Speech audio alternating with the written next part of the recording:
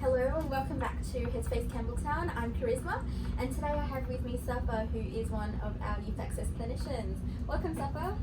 Thank you, Charisma. So tell us a bit about yourself and what you do here at Headspace Campbelltown.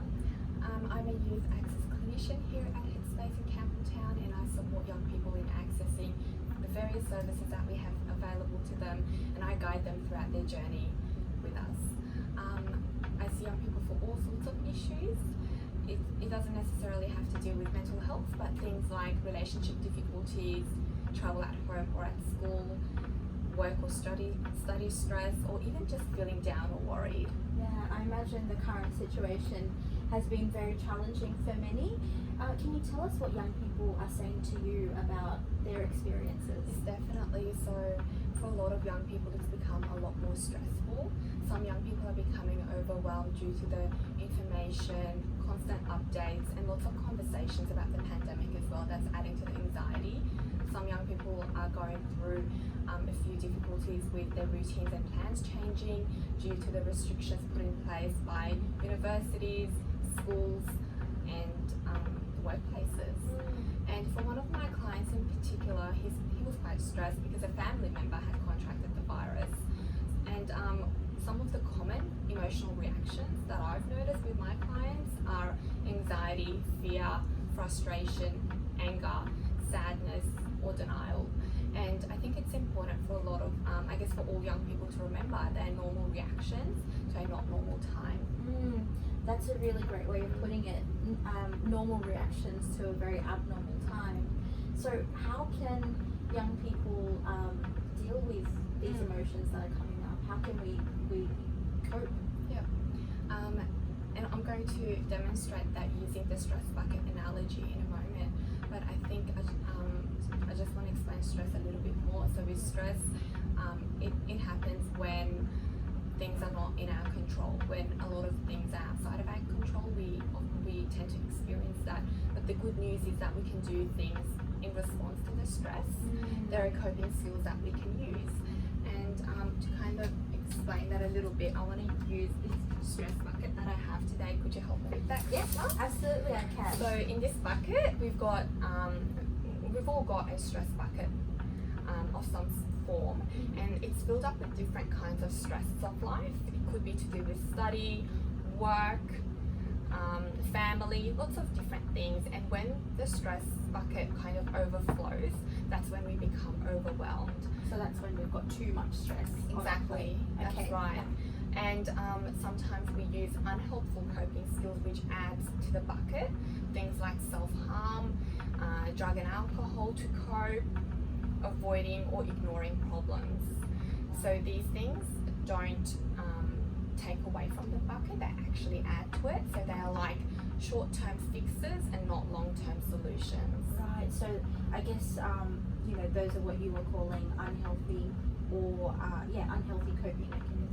Yeah, that's exactly right. And there are things that we can do to prevent it from overflowing. Right, so the healthy coping mechanisms? Yes, that's it. And so healthy coping skills are things that help you build your mental muscles. They help you bounce back from tough situations a lot more quickly. And I guess some of the positive coping skills that I would recommend are limiting your exposure to social media, or if you're finding a little bit too much, taking a break from online learning. Right, so you were talking before about, I guess, a common situation that your clients coming to you about is feeling overwhelmed with the amount of news they're getting about the coronavirus. So what would be a helpful coping strategy to manage that? Well, in that situation, they can do things like turning off their notifications, putting a limit on their social media usage, logging out of their social media accounts for a while, and if a family member or a friend is constantly talking about the pandemic, maybe telling them that it is getting a little bit too much. Yeah, I've definitely had to do that, so drawing some boundaries is actually healthy. Yes, exactly right, Charisma. And with the other, example, online learning, it's it's become the reality for a lot of young people around the country. And in that situation, I would recommend implementing something that you enjoy in your spare time.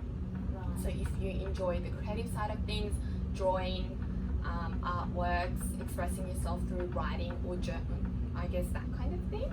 Right, so Yeah. kind of doing things that you enjoy to balance out having to kind of spend most of your time in front of a screen. That's super useful. Yeah.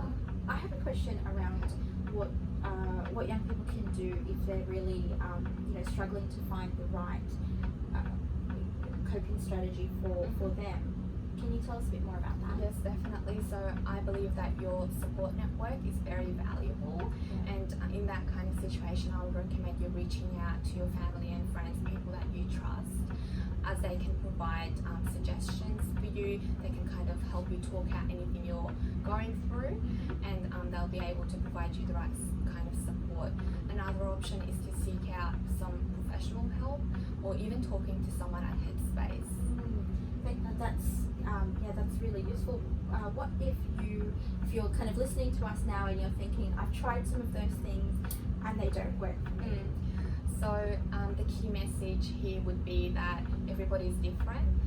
We're not born with coping skills. We learn them through trial and error, and some things may work for you while other things may not. Right, so what may work for me may not necessarily work for you, and what may work for you may not necessarily work for me. Exactly. Okay. It's about kind of taking some time to figure that out. Yeah, excellent. Yeah. And that's why we have people like yourself who can help young people figure out what the right coping strategy for them can be. So if you are out there and you're struggling with what might work for you, if you're struggling to build your coping strategy toolbox, if we can call it that, then someone like Safa can guide you through that process.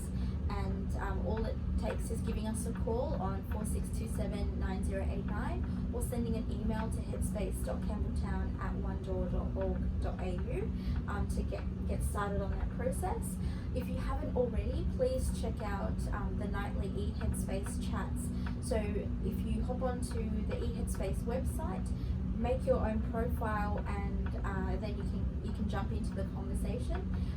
Those are from 6 o'clock every night, and if you're struggling with coping, if you're experiencing anxiety or stress around the COVID-19 situation, it's a great way to start getting some help.